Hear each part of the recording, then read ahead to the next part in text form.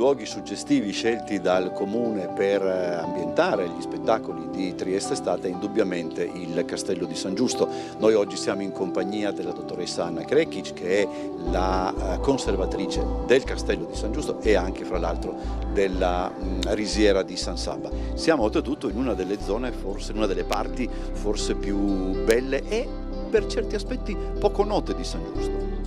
Allora, noi ci troviamo nella parte più antica del Castello di San Giusto, perché ci troviamo nella cosiddetta Casa del Capitano, cioè quell'edificio a uso residenziale ma anche fortemente simbolico, voluto da Federico III d'Asburgo nella seconda metà del 400, fu costruito a partire dal 1468 per essere l'abitazione del capitano imperiale, quindi il suo rappresentante a Trieste.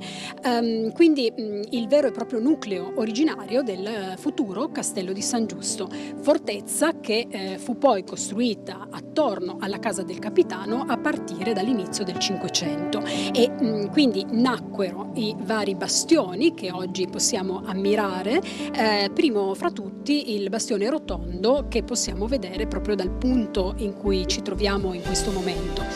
Il bastione rotondo è sicuramente uno dei luoghi più incantevoli di Trieste, perché offre una vista spettacolare sulla città e sul suo territorio, il suo mare, e ospita anche la postazione estiva del bar del Museo del Castello di San Giusto, che appunto offre delle serate davvero molto, molto belle, alle quali abbiamo abbinato delle visite guidate tematiche al tramonto che stanno avendo un grandissimo successo.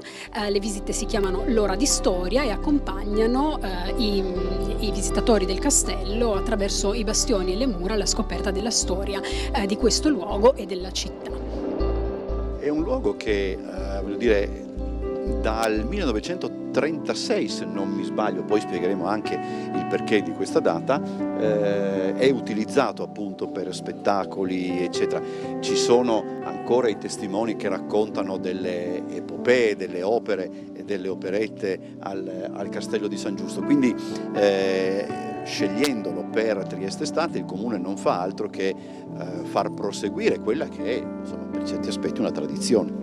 Senz'altro negli anni 30 del Novecento, infatti, quando il Castello di San Giusto viene trasformato in un museo, viene anche restituito in maniera molto più ampia alla cittadinanza, quindi diventando anche sede di spettacoli all'aperto. Quindi già dagli anni 30, quindi ormai da quasi un secolo, questo luogo ospita spettacoli, ma anche, come noto a molti triestini, il Festival internazionale del film di fantascienza tra gli anni 60 e gli anni 80. Quindi fare oggi degli spettacoli nel cortile delle Milizie significa rimanere nel solco di questa consolidata e amata tradizione.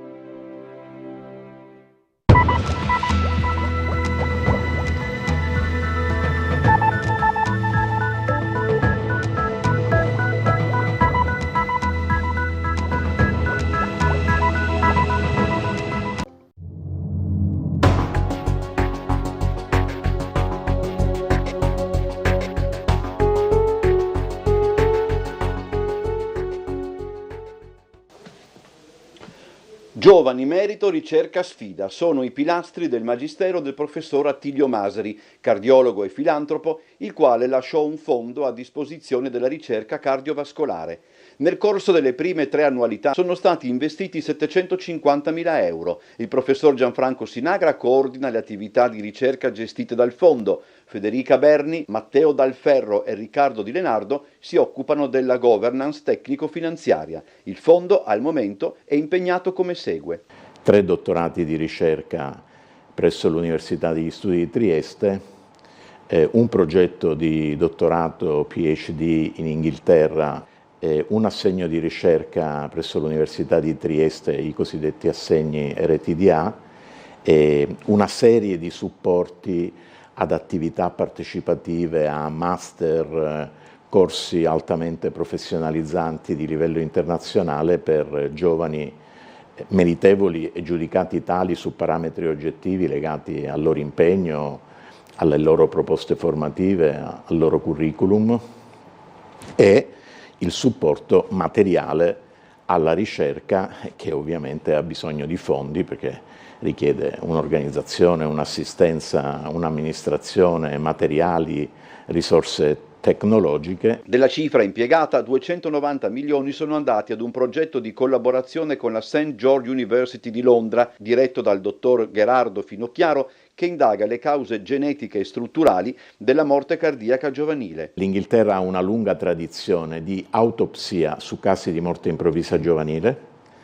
Le tecniche più moderne di studio dell'autopsia, al di là della macroscopia e della microscopia, prevedono l'impiego di tecniche di cardiologia molecolare e di genetica su tessuto che possono consentire di identificare eventuali difetti che possono essere all'origine della cardiopatia che ha condotto a morte improvvisa. Ora, è evidente che l'evento tragico si conclude con la tragicità dell'evento, anche se una serie di passi avanti sono stati fatti per prevenire la morte improvvisa nei giovani attraverso gli screening sportivi più impegnativi e qualificati.